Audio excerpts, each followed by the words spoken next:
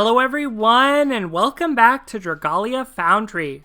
Today's video is going to be all about the Resplendent Refrain Revival Raid. I'm going to provide some tips and strategies for the content in that, new and old, especially that new Sabnock on Nightmare difficulty. That is a pretty tough ultimate clash. I'll also briefly mention, just to start off this video, some of the other updates that came out alongside this. We of course got our new Summon Showcase, and my review for that is out now. We got Hilda's Trial on Prelude difficulty, which is great practice for the main fight.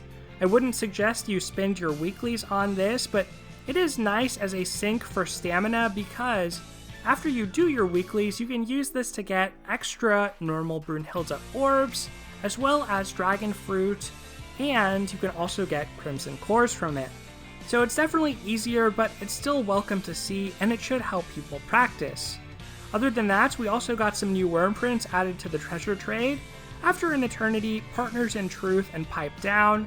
And although these are featured, it says right here that they are not limited. They'll still be around after this featured period ends. So there's no rush to get these, and honestly, despite them having some amazing artwork, especially these 5 stars, there's really no use for them as of now.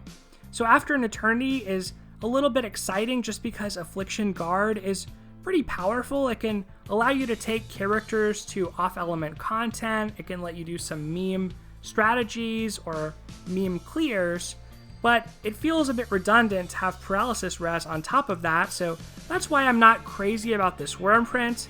Partners in Truth can let a wind character reach Bog Res of 100%, but that's really not even needed for High Mercury, which is the hardest water content with Bog in the game right now. She can only really bog you once at the beginning of a match because everything else you can pretty easily and reliably dodge, and even if you don't, you can have a Lowen on your team heal you up. So Pipe Down, last of all, has recovery potency of 10% and skill haste of 5%. I just think these are too weak to really justify when you get more potency, more skill haste in some cases on 5-star Wyrmprints. So that's pretty much what I want to say as far as concurrent updates alongside the raid. Now let's talk about Resplendent Refrain itself. So if you're brand new to Dragalia Lost, if you started last event, and this is your very first raid, basically the way this works is when it first starts out, you're going to play through a storyline and some pretty easy quests. After a while, you'll be asked to challenge a boss on a beginner difficulty. In this case, it's the Manticore. And eventually, you'll be asked to challenge the raid boss on a beginner difficulty, Sabnock, and slowly unlock the harder difficulties as you beat the easier ones. By doing this boss battle, you're going to get an item called Otherworld Fragments, and these fragments are what you need to spend in order to play the raid battle. So basically, this boss battle you have to do a certain number of times every day just because you need to use these Otherworld Fragments and spin them to actually join raid battles. Now, there are 2 types of rewards that you're going to get from raids. One are the Emblem rewards. These rewards are not like the treasure trade from last time. They are basically cumulative. You get everything here, so these are more like milestones, kind of like those Valor rewards from the Defensive Battles event. So you see that Bronze went up to 1,000, and Silver goes up to 1,002. Gold goes up to 5,000, and there are some good rewards here if you're planning on playing the events anyway, but the choice rewards, or the best rewards, the rare items, do stop at 3,000, so that is not a bad stopping point either. Pretty much, you want to focus on getting your gold first. The better items are going to be here. And by getting gold, you're going to get some silver incidentally. Probably enough to get to 1,000 or pretty close if you decide to go all the way to 5,000 for golds. And bronze, you'll get by doing that Manticore boss battle to get those Otherworld Fragments that let you play the raid. Now, the other type of reward that you're going to get that you get through the emblem milestones as well as drops, basically from playing content in the raid, you're going to get some of these blazons as drops. These are tickets that let you pull from a limited pool of materials. So this is kind of like a material summon with some special units in it, a dragon and a Wyrmprint. It is worth clearing out if you're brand new because all of this stuff is pretty useful, especially stuff like the succulent dragon fruit and the bigger mana drops. So I do encourage you, if you're going to play the event anyway, there's a finite number of items in each box, and I do think it's worth going ahead and clearing them out. So basically, you're able to reset the boxes once you get the dragon from the box, since there's only a total of 5 copies of him in the event. You get 1 from the emblems, and you get 4 from the first 4 blazon boxes. So this dragon, Maritimus, is pretty rare in that he can inflict freeze, which is uncommon on shadow characters. He can grant HP of 15% and strength of 15% once you max unbind him. However, it's not really that great. It's worse than pretty much any gacha dragon in Shadow, but it's still good considering it's a dragon that you get for free and can max unbind for free. When you're just starting off, your options are limited, so it's not bad to slap on somebody like your Cleo or even if your Alex if you have no other options. So besides that, you'll get this As the Snow Falls Wyrmprint for free. This one is really great to throw on weaker AI when you're starting off and barely beginning to auto-battle tougher maps like Imperial Onslaught. It has Curse Res that goes up to 25%, which can round out some characters and take them to 100%, and this last recovery goes up to 3, so it can heal a character once per quest when their HP falls low. So As the Snow Falls is one of the better free prints we've gotten from raids, and I think it still holds up pretty well. Besides that, there's also a character. So just like with Alphonse, this time around the character is Elias, and you build friendship by using Elias in any quest in the game somewhere on your team.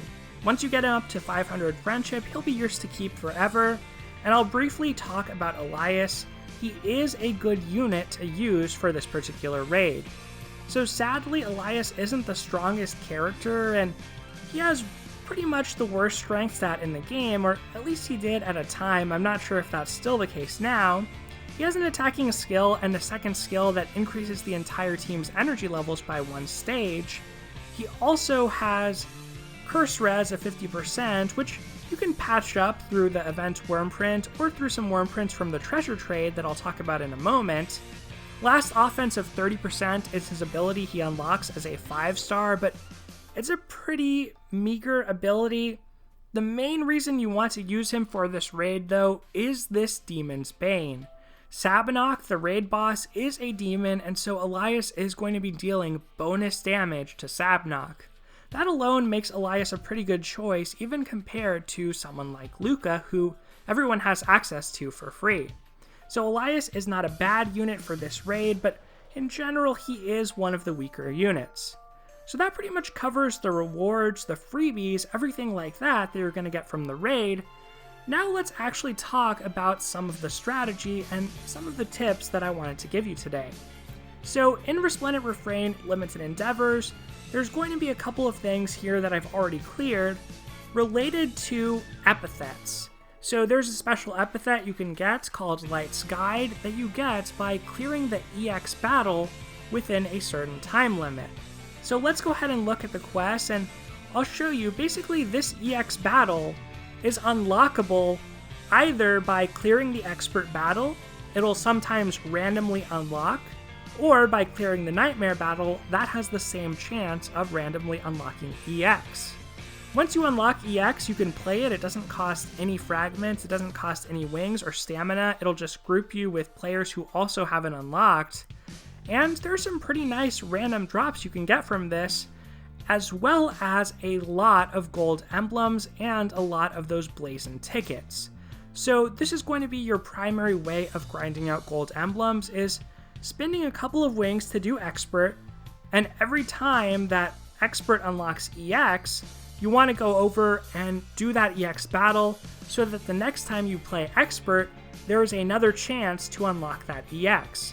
Because as long as it's unlocked, you can't unlock it twice or stockpile multiple unlocks of it. Once you play this and beat it once, it's going to go away.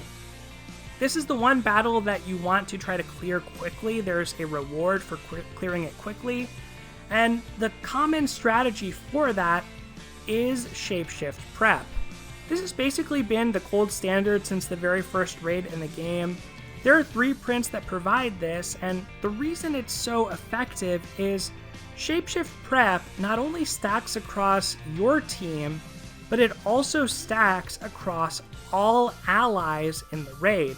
That means all the characters on your friends' teams are going to count toward your Shapeshift gauge through these Wyrmprints as well. So you can easily start off that battle with a full dragon gauge, get 2 transformations right off the bat, get more transformations as you destroy the limbs of the boss, since each of those is going to give you 50% more dragon gauge. So honestly, this EX and the timed clear is so much easier now than in the past just because of how much stronger most players are, that I think you could easily pub this, and most pubs that I've done have cleared in time to get that epithet. So that's not really the hardest thing this time around. Instead, it is Sabnock Clash on Nightmare. Basically, the rewards from this and the cost to play this is the same as Expert. It costs 5 of these Otherworld fragments, and it costs 2 wings. However, the first time you clear it every day, you're going to get a Grand Bounty. And the Grand Bounty is really worth it. It's really worth trying to clear this once per day during the event, and you don't have to clear it any more than that. But the first time you clear it, that Grand Bounty includes 2 things. One of them is a smaller prize, and the other one is a large prize. The smaller prize is something like Eldwater, it could be succulent dragon fruit, or it could even be clovers to level up your bonds with your dragons. That larger prize, though, is an unbinding piece.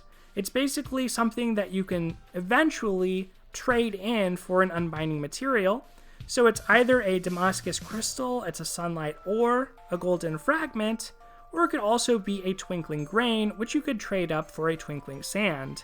So those items are precious enough that you really want to make sure you're able to do the Sabnock Clash on Nightmare once per day.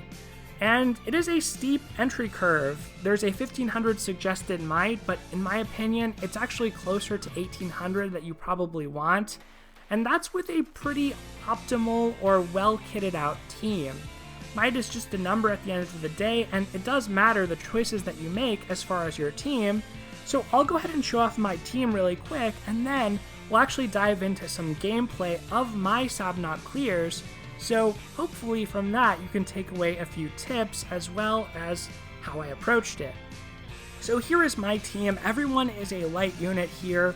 I'm leading with a sword for a very specific reason, and that is basically because sword units and their 4 strikes are good at diminishing the overdrive gauge. Sabnock on Nightmare is extremely tanky, and you want to try to get him out of overdrive as soon as possible, especially because as you change through different animations of his, there is the possibility that you cancel some of his longer duration moves. So if you break him, for instance, before he charges forward in a purple line, that can stop that animation from playing, leading to more uptime for your entire team, leading to higher damage output for your entire team, and hopefully allowing you to get the clear in time. The other reason I like leading with a sword is partially because of this Shining Overlord Wyrmprint. The Dragon's Claws ability is really nice in a context where people are running Shapeshift Prep and transforming into dragons multiple times per match. Once you've transformed into a dragon 3 times, this actually provides the character it's equipped to a 30% strength boost, which is pretty sizable, and for swords it also provides 40% skill damage, which is also awesome. So I think someone like Alphonse, even if you have no one else, is a really good lead. From there, I have Elias on my team, mainly for that reason I mentioned. He's kind of just a role filler here. I will say that because Elias only has Curse Res of 50%, King's Countenance is noteworthy as not just having Shapeshift Prep, but also having Curse Res of 50%, which is enough to bring Elias up to 100. Besides Elias, I also have my Halloween Elisanne, and she is a very powerful unit. She's a natural 5-star, not going to be available to everyone. A lot of the name of the game with this Nightmare difficulty is just trying to bring your highest strength units that are on element and that's what I found to be most effective. I also included Hildegard in part because I don't really have another great light teammate to include here with a powerful weapon, and also since I don't have a dragon like Cupid that can help maintain my team's health, I felt like Hildegard was pretty valuable in that sense, in letting my other team members play a bit more risky, focus on DPS, not worrying about anyone dying. However, I could definitely see trading her out, and if you're struggling to maintain damage, then you probably want to run without a healer, and instead you could also use a powerful off-element character in your lead. Some popular choices are things like Ieyasu because of the bleed mechanic. If you are around during New Year's, then you might have access to Ieyasu, and Ieyasu is very strong. The thing is, he is off-element though, and he's going to take a lot of damage from attacks and possibly get cursed if you're not careful. So I do suggest if you're running off-element adventurers that you probably want to control them yourself, just because it is going to be important that they dodge proactively in order to survive. Now let's go ahead and switch over into the gameplay though, as that's pretty much all I have to say about my team. Those are my tips. Essentially, you want as much strength as possible, you want to focus on light. Shapeshift prep can be good, but you ideally want 0, 50, or 100. The reason for that across your whole team, or everybody's teams, is really you only get Dragon Gauge in that fight from destroying limbs, and you only get 50% per limb. So anything in between is just going to be redundant. You either want 0, 50, or 100 across all 4 players' teams.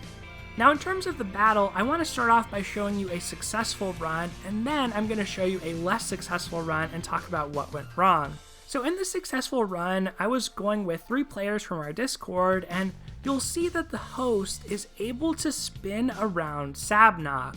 This is one of the biggest things that can make or break a run in this battle, especially if your team is a bit weaker on the DPS side.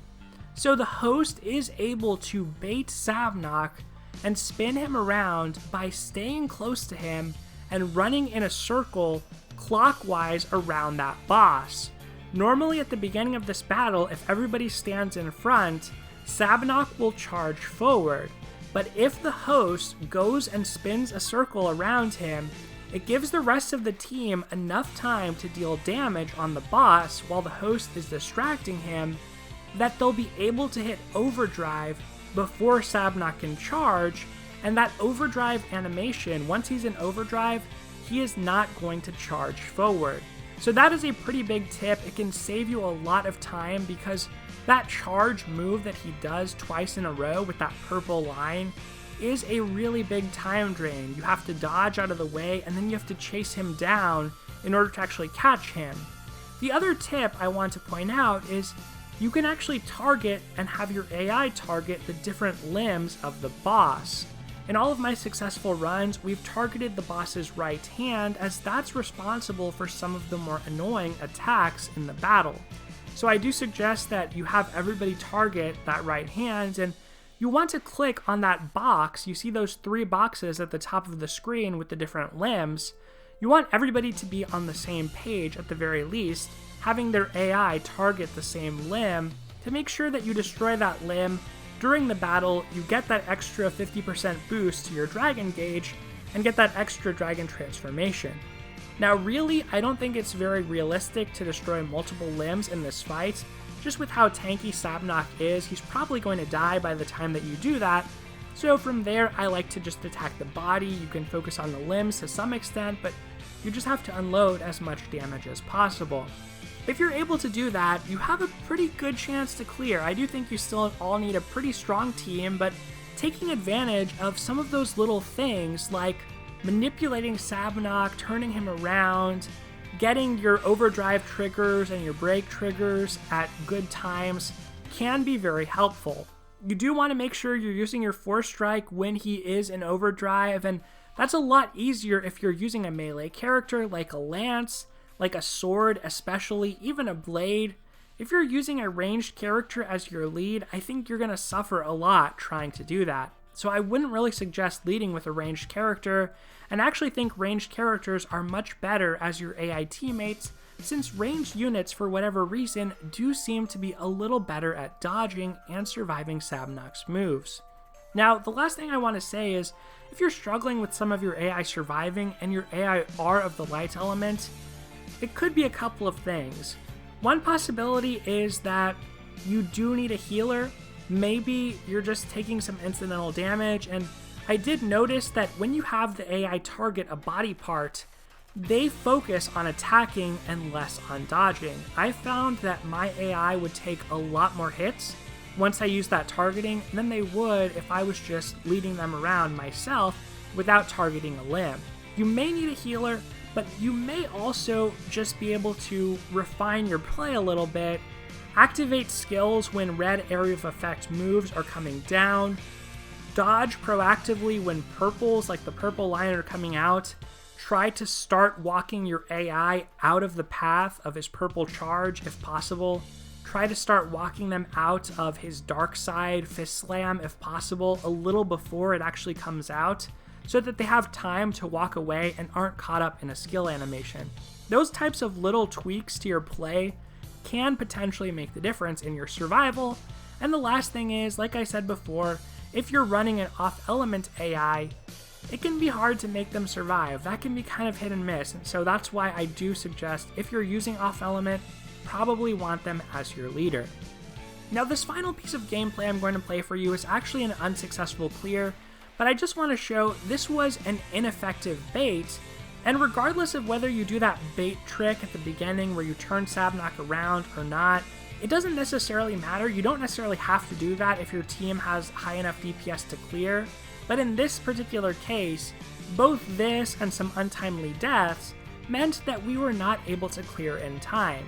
You'll see that I rolled through Sabnock's legs and started to turn him around and got him to charge upward, which is a good thing. However, it's not as ideal as spinning him around and not having him charge at all. The mistake I made here was that I transformed into a dragon rather than continuing to walk in a circle around him. Once I stood still, he stopped moving, and that was his cue to lock on and charge. So otherwise, this match proceeded pretty normally, but one thing I'll point out at the very end, if you watch until the end of this match, there is a possibility of overtime, so just because you are at the very end of a match, don't give up. If you break Sabnock, he can't use his match-ending move. So that means even if time runs out, it's actually still possible to defeat him and to clear. If you break him, if you focus on getting that second break on him when time is going to run out by spamming as much force strikes as you can, and you can even use Wyrmprints like Gauge Accelerator to help you with this, if you are already reaching the maximum for Shapeshift Prep on your team and are going with that strategy, then some of your teammates or players you're working with can use Gauge Accelerator instead, or Skill Damage Wyrmprints, which is what I tended to use on my team. Then those types of things can make the difference, and you can break Sabnock and still defeat him even if the time runs out. So it didn't work out in this case. We still were missing too much damage at the very end, but that is one last thing I want to say as far as taking on Sabnock on Nightmare difficulty. And that's pretty much going to do it for this video. I hope some of these tips were helpful to you. This is a pretty fun raid. I love the music. It is one of my favorites, along with the New Year's raid where we got our Zodiac units. I'm glad to see it return, and I'd love to hear what you think of it, especially if this is your first time playing it. Alright everyone, if you have any more questions, hop on over to the Discord. We'd love to help you out, or feel free to ask in the comments below. That's going to do it once again. Take care everyone, and I'll see you next time.